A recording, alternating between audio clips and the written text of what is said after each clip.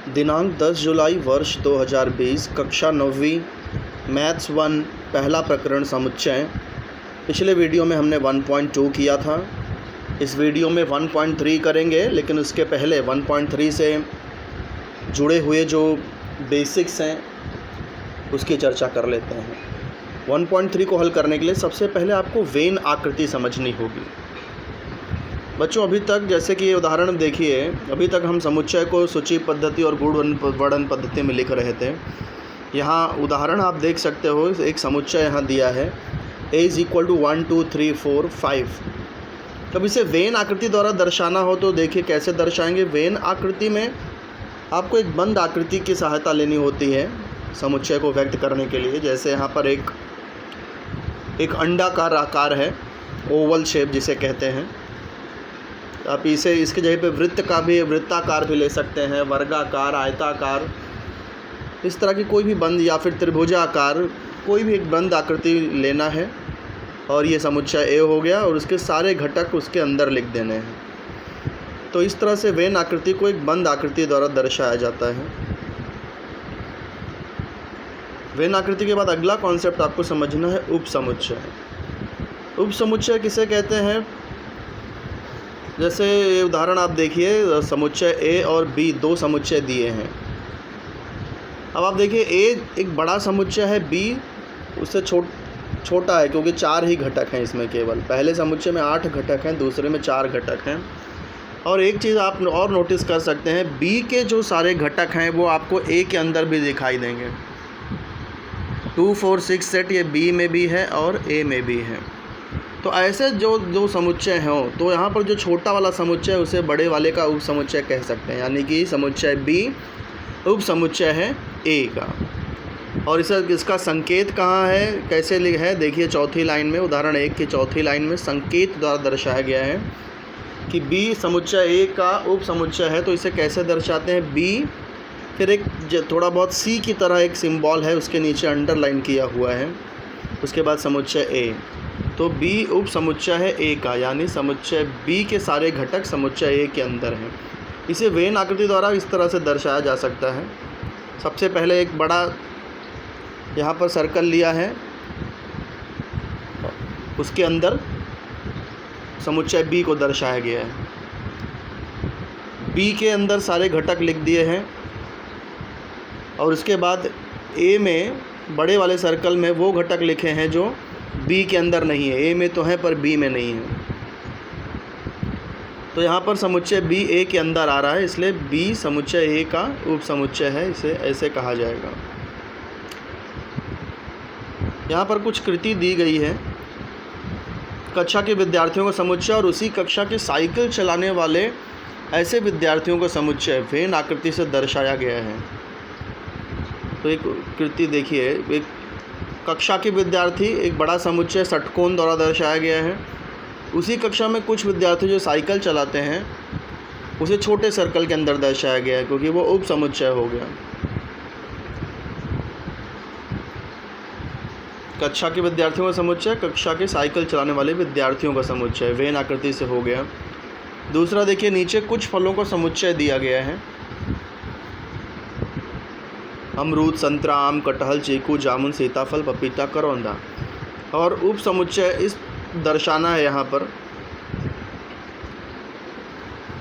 तो इसमें देखिए, सबसे बड़ा आप जो सर्कल बनाएंगे वो आपका फल का समुच्चय हो जाएगा।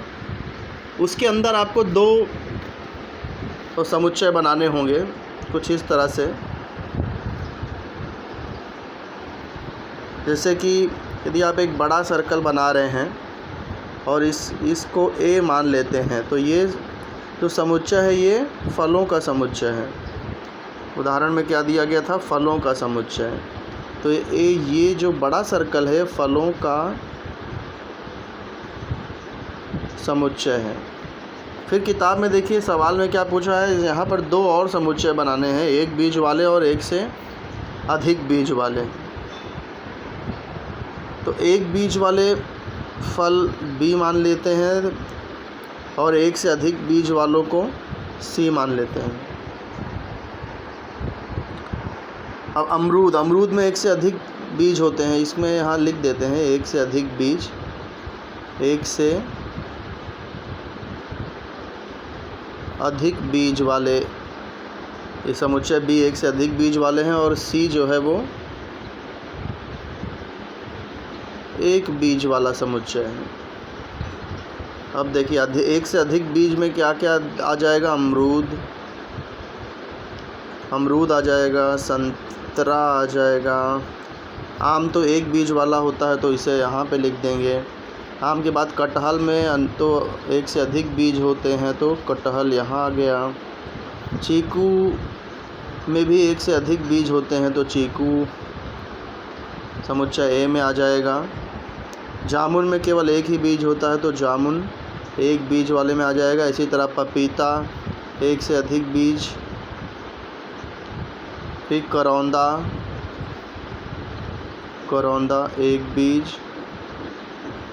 इस तरह से आपको समुच्चय और उसके उपसमुच्चय वेन आकृति द्वारा दर्शाने होते हैं।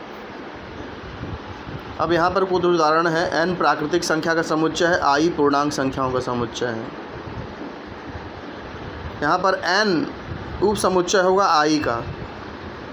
क्यों? क्योंकि जितनी भी प्राकृतिक संख्या है वे पूर्णांक संख्या भी होती हैं। प्राकृतिक संख्या किसको बोलते हैं? 1 2 3 4 5 6 7 8, ये जो गणन संख्याएं हैं, गिनती वाली जो संख्याएं हैं, प्राकृतिक संख्या। पूर्णांक संख्या किसको बोलते हैं? जिसमें ज़ीरो भी हो, धनात्मक संख्याएं भी हो, ऋणात्मक संख्याएं भी हों, वो सब पूर्णांक हैं।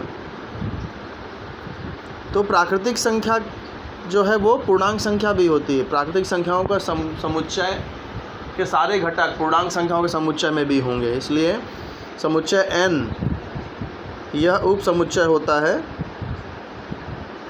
पूर्णांक संख्याओं के समुच्चय का। इसलिए यहाँ संकेत में लिखा गया है n उप समुच्चय i। फिर उदाहरण 3 देखिए। p सभी x का समुच्चय है, x 25 का वर्गमूल है। तो यदि इसे सूची पद्धति में लिखेंगे तो इस तरह से हो जाएगा, p = 25 का वर्गमूल -5 भी हो सकता है, 5 भी हो सकता है, तो दोनों यहाँ पर लिख दिया है।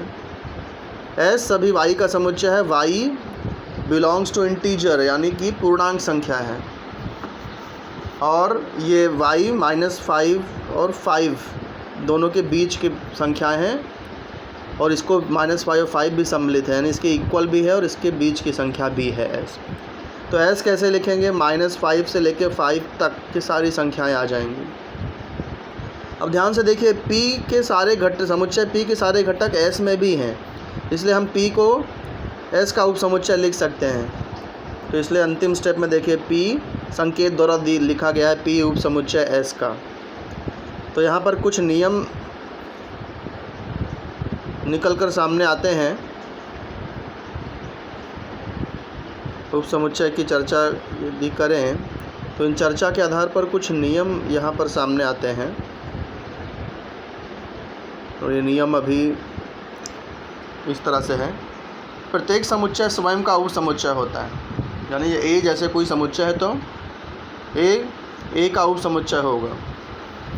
ऐसे रिक्त समुच्चय, ये प्रत्येक समुच्चय का उपसमुच्चय होता है। रिक्त समुच्चय यानी जिसमें कोई घटक ना हो, वो हर एक समुच्चय का उपसमुच्चय होगा। और यदि a और b बराबर हैं तो a b का भी उपसमुच्चय होगा, b भी a का उपसमुच्चय होगा, दोनों एक दूसरे के उपसमुच्चय होंगे।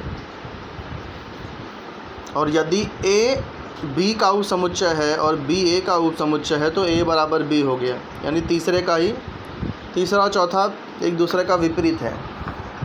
तो कुछ नियम सामने आ रहे हैं। यहाँ एक उदाहरण दिया है, समुच्चय a दिया है, फिर नीचे कुछ छोटे समुच्चय दिए हैं p, t, v और s। ऐसे और भी समुच्चय बनाए जा सकते हैं। तो 5 उपसमुच्चय लिखना है। इसके 5 उपसमुच्चय देखिए कैसे लिख सकते हैं। कैमरा मैं ऑन करता हूँ। 5 उपसमुच्चय यदि लिखे जाएं तो यहाँ पर एक समुच्चय दिया है a 1 3 4 7 8। 5 उपसमुच्चय लिखना है। तो देखिए p यदि एक तो हम एक घटक भी ले सकते हैं तो भी 1 2 3 4 5 ऐसे मिल जाएगा। q 3, आप 2 घटक भी ले सकते हैं, जैसे कि 1 और 3 ले लिया या 3 और 4 ले लिया, या 4 7 ले लिया, 7 8 ले लिया। इस तरह से ऐसे अनेकों घटक बनाए जा सकते हैं, अनेकों उप समुच्चय आप यहाँ पर बनाए जा सकते हैं। तो यहाँ पर 5 के लिए कहा गया है, तो ऐसे 2 की जगह पे आप 3 भी ले सकते हैं, 1 3 4। एक और ले लेते हैं, चलिए 4 घटक ले लेते हैं, 1 3 4 7। तो ये सब के सब ये बड़े वाले समुच्चय ए के उप समुच्चय कहलाएंगे, क्योंकि इसके घटक जो हैं वो समुच्चय ए के भी घटक हैं।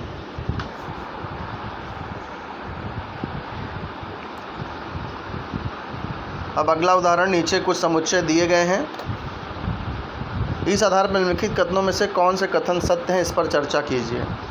ए बी सी डी इन प्रत्येक समुच्चय ए या बी सी डी इन प्रत्येक समुच्चय का उप समुच्चय है। तो देखना पड़ेगा क्या बी के सारे घटक ए में हैं, 1 2 3 नहीं हैं, तो बी ए का उप समुच्चय नहीं कहलाएगा, क्योंकि बी के सारे बी का 2 तो है उसमें, लेकिन 1 और 3 वहाँ पर नहीं है ए में, इसलिए बी ए का उप समुच्चय नहीं है। सी का देख लेते हैं, सी में 0 6 12 18।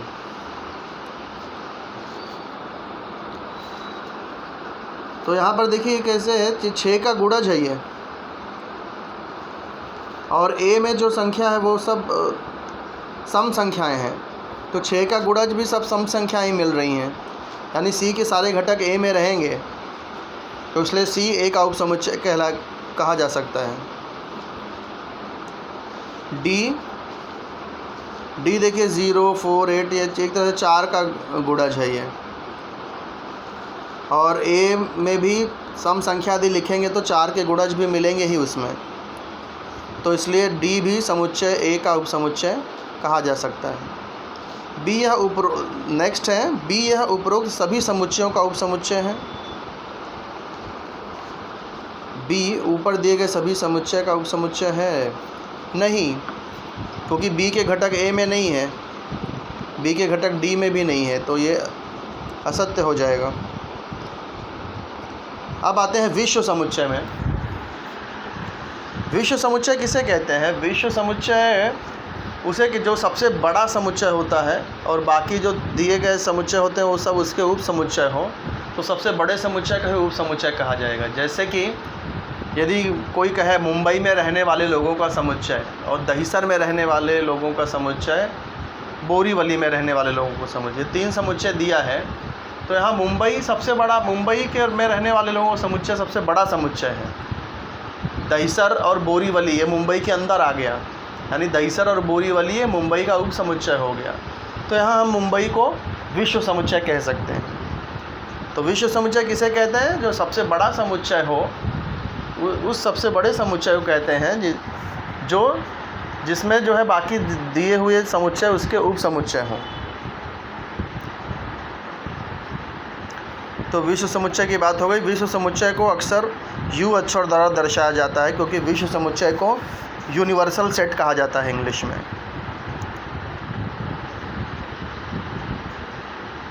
अब आते हैं पूरक समुच्चय में।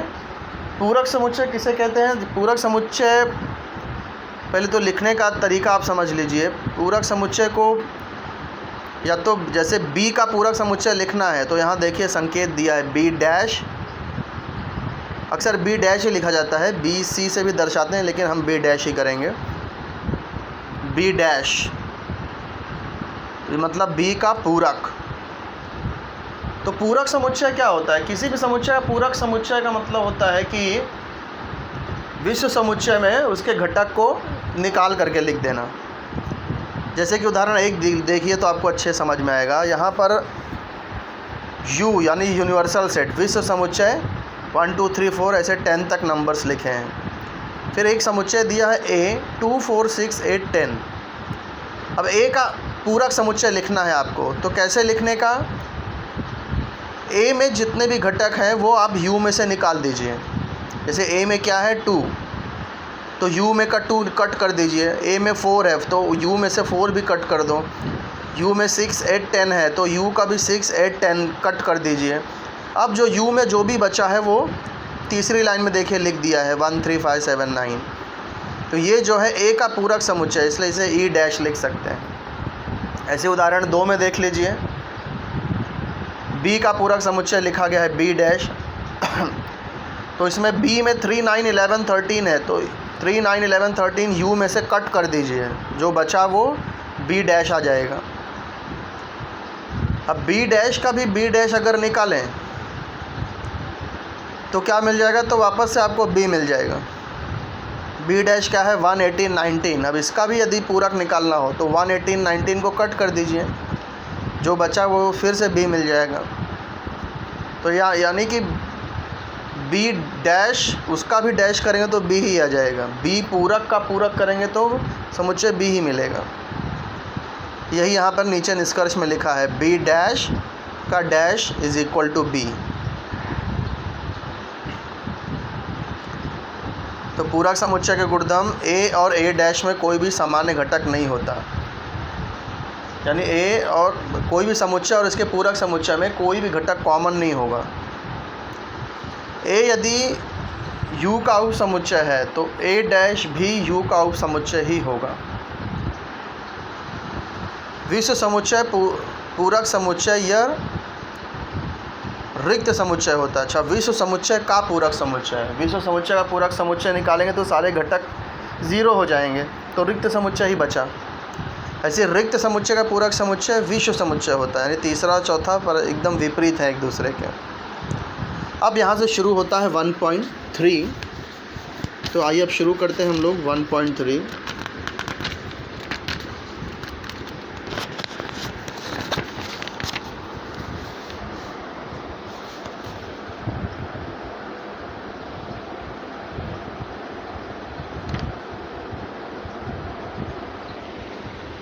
वन 1.3 का पहला सवाल देखते हैं। यहाँ पर A B C D E दिया है, B C D E F दिया है, सी बी कॉमा डी दिया है, डी ए कॉमा ई दिया है। अब हमको बताना है कि कौन से कथन सत्य हैं, कौन से असत्य हैं। तो पहला क्या दिया है, सी उप समुच्चय बी। तो आपको सिर्फ ये देखना है कि सी के सारे घटक बी में हैं क्या। जैसे सी में क्या था, सी क्या दिया हुआ है, बी कॉमा डी दिया है, और बी में क्या दिया हुआ है, बी में दिया है सी डी ई एफ। तो आप देखिए सी में बी और डी है, लेकिन समुच्चय बी में ये डी तो है लेकिन ये बी नहीं है, इसलिए सी बी का उप समुच्चय नहीं होगा। इसलिए ये जो कथन दिया है ये असत्य हो गया। अब आते हैं सेकंड पर। सेकंड यहाँ पर दिया है ए उप समुच्चय डी। तो ए देख लेते हैं, ए क्या है, ए है ए बी सी डी और ई है, और डी क्या दिया है, डी में देखिए ए और ई है। तो यहाँ देखिए ए और ई डी में भी है और ए में भी है, तो डी के सारे घटक ए में हैं, तो इसलिए डी ए का उप समुच्चय होगा। लेकिन यहाँ उल्टा दिया है, ए डी का उप समुच्चय दे दिया है, तो ये फिर से असत्य हो गया। कारण आप लिख सकते हैं क्योंकि ए के सभी घटक डी में नहीं है। यहाँ पर बी सी डी ये डी में नहीं है, इसलिए ए डी का उप समुच्चय नहीं हो सकता, बल्कि डी ए का हो सकता है। तीसरे पे आ जाते हैं। तीसरा क्या दिया है, डी उप समुच्चय ए। तो डी में 2 घटक थे, हमने ऊपर भी लिखा था ए और ई, और हाँ यही ऊपर वाला ही 2 है, डी और ए। तो यहीं से देख लेते हैं, ये लिखने की ज़रूरत नहीं है। अब देखिए डी के सारे घटक ए के अंदर आ रहे हैं, तो इसलिए डी ए का उप समुच्चय है, डी ए के अंदर है, ये बात सही है, तो इसे सत्य हम लिख देंगे। अब आते हैं चौथे सवाल पर। पहले का चौथा,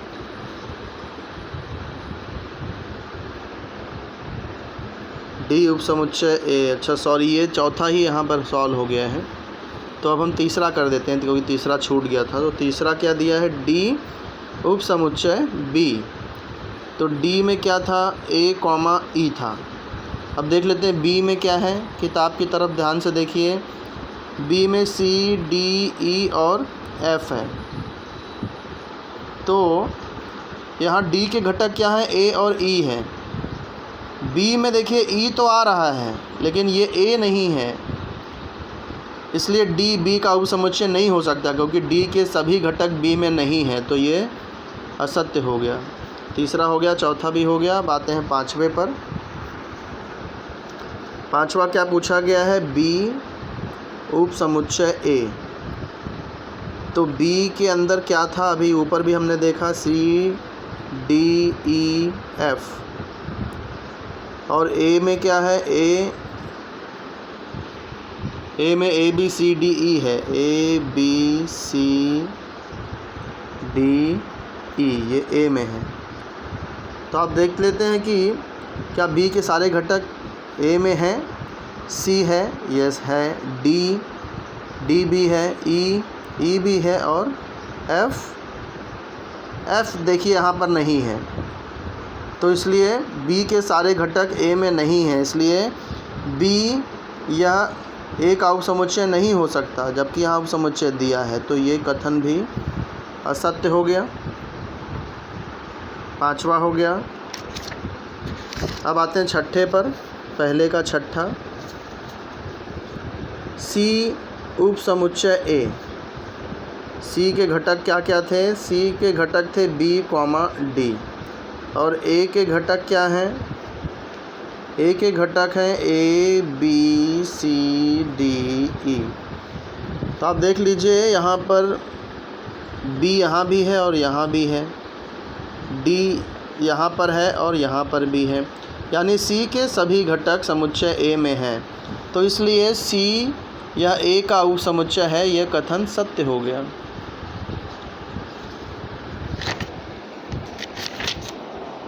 तो ये फर्स्ट ख़त्म होता है। अब आते हैं सेकंड पर। सेकंड सवाल, 1 से 20 तक की प्राकृतिक संख्याओं का विश्व समुच्चय लेकर के, यानी विश्व समुच्चय क्या लेना है, 1 से 20 तक की प्राकृतिक संख्या, 1 2 3 4 5 6 7 8 9 10 11 12 ऐसे 20 तक की संख्या, ये विश्व समुच्चय लेना है। x और y को वेन आकृति से दर्शाना है। तो किताब में देखिए क्या दिया है, x दिया है, किताब में ध्यान से देखिए, x अभी x का समुच्चय है तथा x या n, x belongs to n, मतलब x प्राकृतिक संख्याओं का समुच्चय है। देखिए दो चीज़ें हैं यहाँ, x बिलोंग्स टू n यानी x प्राकृतिक संख्या भी है, और ये जो x है ये 7 से बड़ा और 15 से छोटा है, 7 और 15 के बीच। तो x जो है वो 7 और 15 के बीच की प्राकृतिक संख्या है, दोनों शर्तें सेटिस्फाइड होनी चाहिए। तो हमें प्राकृतिक संख्या x प्राकृतिक संख्या लिखना है, लेकिन 7 और 15 के बीच की। तो यहाँ पर क्या आ जाएंगे, 8 9 10 11 12 13 14 15, ये x हो गया। अब किताब में देखिए y क्या दिया है, किताब में y दिया है कि y सभी y का समुच्चय है, और ये जो y है बिलोंग्स टू n, और ये 1 से 20 की अभाज्य संख्या है, 1 से 20 के बीच की अभाज्य संख्या है, 1 से 20 के बीच की अभाज्य संख्या है।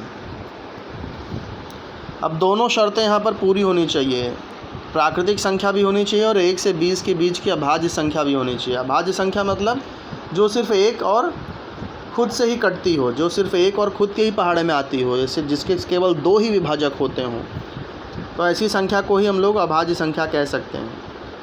तो हम एक नहीं ले सकते हो कि एक अभाज्य नहीं है, उसका केवल एक ही विभाजक होता है, सिर्फ 1 से ही 1 कटता है। 2 को हम अभाज्य संख्या कह सकते हैं क्योंकि 2 के 2 विभाजक होते हैं, 1 और 2। तो 2 अभाज्य संख्या भी है, प्राकृतिक संख्या भी है। 3 भी देखिए 1 से और खुद से ही कटता है, तो 3 भी अभाज्य संख्या है, प्राकृतिक संख्या है। 4 नहीं ले सकते क्योंकि 4 2 के पहाड़े में आता है। 5 ले सकते हैं, 6 नहीं ले सकते, 7 हो सकता है, 8 9 10 नहीं हो सकते, 11 आ जाएगा। 11 के बाद 13, 13 के बाद 15 16 17 आ जाएगा, 17 के बाद 19। तो ये सारे नंबर्स प्राकृतिक संख्या और अभाज्य संख्या भी हैं। अब सवाल में क्या बोला है कि हमको वेन आकृति से दर्शाना है इसे। वेन आकृति से इसे दर्शाना है। तो ये सबसे पहले तो आपका ये विश्व समुच्चय यू हो गया, इसे हम लोग ऐसे बॉक्स में दर्शा देते हैं। ये हो गया आपका विश्व समुच्चय, इसे यू अक्षर द्वारा दर्शाया, एक आयत बना दिया मैंने। अब इसमें x और y दो समुच्चय बनाने हैं। तो सबसे पहले चेक कर लीजिए कि कुछ x और y में कुछ कॉमन भी है क्या। ये 11 देखिए, 11 दोनों में कॉमन आ रहा है। 11 के बाद में ये 13 भी देखिए कॉमन है। 11 और 13 दो संख्याएं कॉमन है x और y में। तो हमको x और y ऐसा बनाना पड़ेगा कि उसके कुछ पार्ट कॉमन हो, इंटरसेक्ट करते हो, प्रतिच्छेदित करते हो। तो ये हो गया x, ये हो गया y। अब जो दोनों में आ रहे थे 11 और 13, वो आपको यहाँ लिखना पड़ेगा 11 और 13, क्योंकि ये जो हिस्सा है ये x में भी आ रहा है और y में भी आ रहा है। अब 11 और 13 को छोड़ के बाकी जो बचे हुए नंबर्स हैं वो आपको x में लिखने हैं। 8, 9, 10, 8, 9, 10, 12, 14, 15, 12, 14, 15 x में हो गया। ऐसे y में भी देख लीजिए, 11 और 13 को छोड़ के बचे हुए नंबर y में लिख दीजिए। 2, 3, 5, 7, 2, 3, 5, 7, फिर 17, 19, 17, 19। अब बचे हुए नंबर जो है वो आपको यू में लिखने हैं। जो अभी बचे क्या हैं, 1 देखिए, ना तो x में है ना तो y में है, तो ये आपका विश्व समुच्चय में आ जाएगा। 2 देखिए y में है, आ चुका है y में, हम 2 लिख चुके हैं, इसलिए वापस से 2 नहीं लिख सकते। ऐसे ही 3 देखिए, 3 भी y में आ चुका है। 4 ये कहीं पर भी नहीं है, तो 4 ये आपका विश्व समुच्चय में आ जाएगा। 5 y में आ चुका है, तो आप वापस नहीं लिख सकते, यहाँ हम लिख चुके हैं। तो इस तरह से आपको सारे नंबर लिख देने हैं। जैसे 5 भी आ चुका है। 6 देखिए कहीं नहीं आया है, ना तो x में है ना तो y में है, तो 6 यहाँ आ जाएगा। यानी वो सारे नंबर जो 1 से 20 तक के नंबर हैं विश्व समुच्चय में, तो 1, 2, 3, 4, 5, 6, 7, 8, 9, 10, 11, 12, 13, 14, 15, 16 देखिए कहीं नहीं है, तो 16 आप लिख सकते हैं। 16, 17, 18 भी कहीं नहीं दिख रहा है, तो 18 भी इसमें आ गया। 18, 19 आ चुका है, तो और 20 कहीं नहीं है, तो ये 20 भी लिख दिया। तो ये हो गया वेन आकृति से समुच्चय, विश्व समुच्चय को और x को और y को दर्शाया गया है। अब आते हैं तीसरे सवाल पर।